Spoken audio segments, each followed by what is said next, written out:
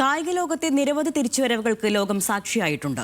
ചരിത്ര താളുകളിൽ സ്വർണ്ണലിപിയിൽ എഴുതി ചേർത്ത അത്തരമൊരു തിരിച്ചുവരവാണ് സഞ്ജു സാംസൺ നടത്തിയത്. ലോകകപ്പ് ബെഞ്ചിൽ ഇന്ന് പ്ലെയർ ഓഫ് ദ ടൂർണമെന്റിലേക്ക്.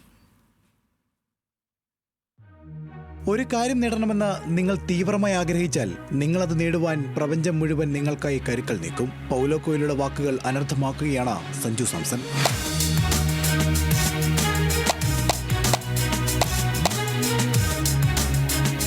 രണ്ടായിരത്തി 2015 തന്റെ 20-ാം വയസ്സിൽ ഇന്ത്യൻ കുപ്പായം അണിയുമ്പോൾ സഞ്ജു വിശ്വനാഥ് സാംസണിന് ഒരു സ്വപ്നമുണ്ടായിരുന്നു. ജീവിതകാലം അത്രയും അയാളെ തളരാതെ പൊരുതാൻ പ്രേരിപ്പിച്ച സ്വപ്നം. പക്ഷേ ആ 20-കാരന് തന്റെ സ്വപ്നങ്ങളോട് മല്ലടിക്കേണ്ടി വന്നത് നീണ്ട 11 വർഷങ്ങളാണ്. അഹമ്മദാബാദിൽ ടൂർണമെന്റിന് താരമായി അയാൾ വിശ്വകിരീടത്തിൽ മുത്തമിടുമ്പോൾ കഴിഞ്ഞുപോയ കാലത്തിന്റെ നീറുന്ന ഓർമ്മകളോടുള്ള മധുര പ്രതികാരം കൂടിയാണത്.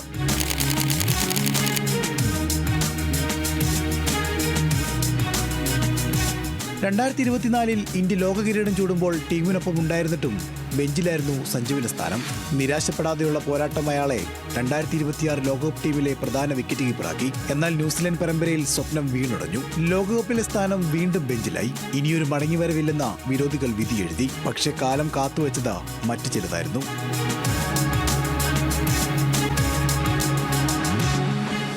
അഭിഷേകിന്റെ അഭാവത്തിൽ നമീബിയക്കെതിരെ ലോകകപ്പ് അരങ്ങേറ്റം. മുൻനിരയിലെ വലങ്കൈ ബാറ്ററുടെ അഭാവം വീണ്ടും ഓപ്പണിംഗിലെത്തിച്ചു. സീറോയിൽ നിന്ന് ഹീറോയിലേക്കുള്ള യാത്ര അവിടെ നിന്നായിരുന്നു. നിർണായക മത്സരത്തിൽ വെസ്റ്റ് ഇൻഡീസിനെതിരെ 50 പന്തിൽ 97 റൺസുമായി ടീമിനെ സെമിയിലെത്തിച്ചു. സെമിയിൽ 42 പന്തിൽ 89 റൺസുമായി അവിസ്മരണീയ ബാറ്റിംഗ്.